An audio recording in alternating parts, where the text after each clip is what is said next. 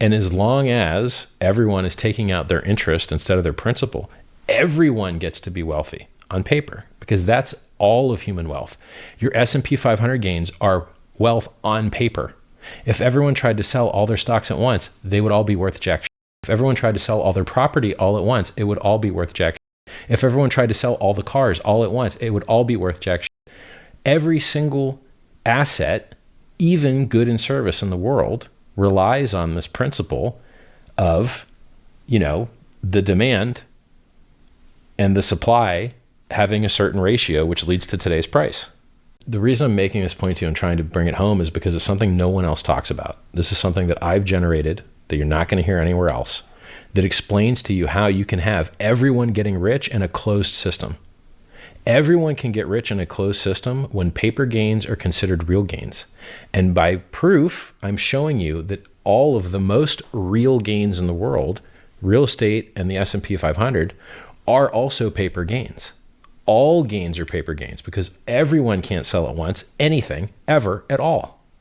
So the paper gains that you have in crypto are about as useful, or apparently to the price chart, vastly more useful than the paper gains you get in stocks. You think people are buying Coca-Cola stock because they're sugary drink enthusiasts? People are buying Coca-Cola stock because they want more money. Do you think people are buying the S&P 500 because they even know what 500 companies are in it? They're not.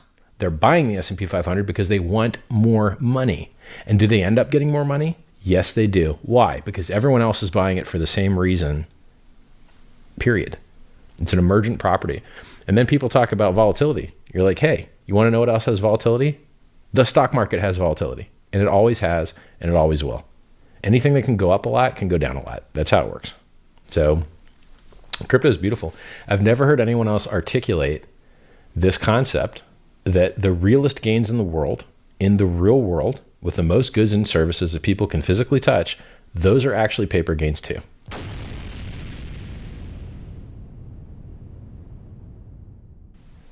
And in crypto, it's the same thing.